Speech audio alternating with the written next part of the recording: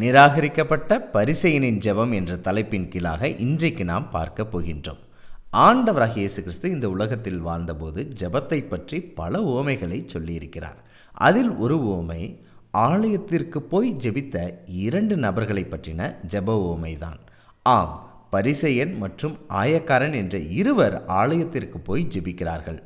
அதில் பரிசேயனின் ஜெபம் பரலோகத்தினால் நிராகரிக்கப்பட்டது என்று வேதாகமம் பதிவு செய்து வைத்திருக்கிறது. முதலாவது, அப்படி நிராகரிக்கப்படும்படியாக இந்த பரிசேயன் என்ன ஜெபம் செய்தார் என்பதையும் அவர் ஜெபம் நிராகரிக்கப்படுவதற்கு காரணம் என்ன என்பதையும் நாம் புரிந்து கொள்ளலாம். அதற்கான வேத வசனத்தை முதலாவதாக நான் வாசிக்கின்றேன். லூக்கா 18ஆம் அதிகாரம் 11-12 வாக்கியங்கள். பரிசேயன் என்று தேவனே, நான் பரிகாரர், அநியாயக்காரர், விபச்சாரக்காரர் ஆகிய மற்ற மனுஷரைப் போலவும் இந்த ஆயக்காரனைப் போலவும் இராததனால் உம்மை ஸ்தோத்தரிக்கிறேன். வாரத்தில் 2 தரம் உபவாசிக்கிறேன், என் சம்பாத்தியத்திலெல்லாம் தசமபாகம் செலுத்தி வருகிறேன் என்று தனக்குள்ளே ஜெபம் பண்ணினான்.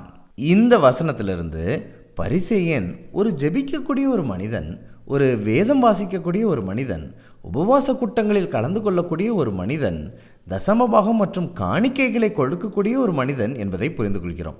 இப்படி ஆவிக்குரிய காரியங்களில் எல்லாம் ஈடுபட்ட இந்த மனிதனின் ஜெபம் ஏன் நிராகரிக்கப்பட்டது என்ற சிந்தனை வருகிறதா? நான் உங்களுக்கு கூறுகின்றேன்.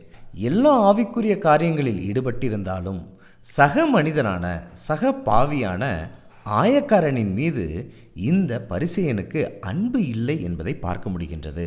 மற்றொரு புறம் மற்ற எல்லாரை காட்டிலும் தான் ஒரு மேன்மையுள்ளவன் என்ற சிந்தனையும் அவருக்கு இருந்தது.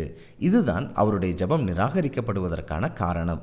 இதிலிருந்து நாம் கற்றுக்கொள்ளக்கூடிய ஆவிக்குரிய காரியம் என்னவென்றால், நாமும் ஆலயத்திற்கு செல்லக்கூடிய நபர்களாக இருக்கலாம், ஜெபம் செய்யக்கூடிய நபர்களாக இருக்கலாம், வேதம் வாசிக்கக்கூடிய நபர்களாக இருக்கலாம், உபவாச கூட்டத்தில் கலந்து கொள்கிற நபராக இருக்கலாம், ஏன் தசமபாகம் மற்றும் காணிக்கை கொடுக்கக்கூடிய நபராக கூட இருக்கலாம்.